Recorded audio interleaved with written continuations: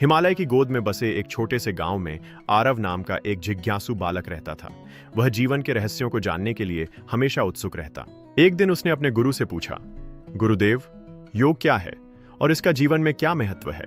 गुरु मुस्कुराए और बोले, पुत्र, योग शब्द संस्कृत की युज धातु से बना है, जिसका अर्थ है जोड़ना या मिलाना।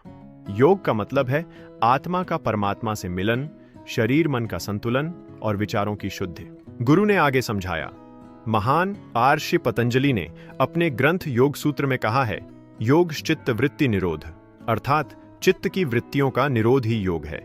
जब मन शांत हो जाता है तब व्यक्ति अपने वास्तविक स्वरूप को पहचानता है। आरव ध्यान से सुन रहा था। गुरु बोले, योग केवल व्यायाम नहीं है, यह जीवन जीने की एक पद्धति है। इसमें यम, नियम, आसन, प्राणायाम, प्रत्याहार, धारणा, ध्यान और समाधि, ये 8 अंग होते हैं। आरव ने पूछा, गुरुदेव, एकाग्रता क्या है? गुरु ने एक दीपक जलाया और कहा, देखो इस दीपक की लौ को, जब हवा नहीं होती तो लौ स्थिर रहती है।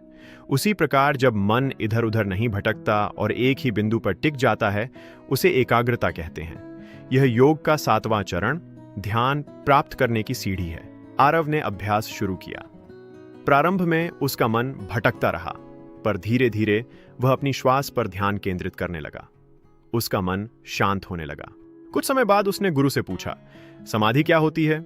गुरु ने उत्तर दिया, जब साधक ध्यान में इतना लीन हो जाए कि वह स्वयं को और अपने आसपास की दुनिया को भूल जाए, केवल शुद्ध चेतना शेष रह जाए, उसे समाधि कहते हैं।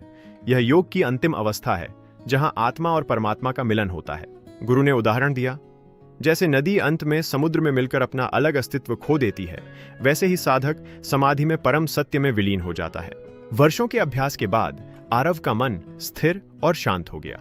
अब वह छोटी छोटी बातों में क्रोधित नहीं होता था। उसके भीतर करुणा और प्रेम का भाव जाग उठा था। गुरु ने कहा, पुत्र, यही योग का सच्चा अर्थ है, बाहरी दुनिया को बदलना नहीं, बल्कि अपने भीतर प्रकाश जलाना। आरव ने प्रणाम किया। अब वह समझ चुका था कि योग केवल शरीर को मोड़ने की कला नहीं, बल्कि आत्मा को जोड़ने का मार्ग है, एकाग्रता से ध्यान तक और ध्यान से समाधि तक की सुंदर यात्रा।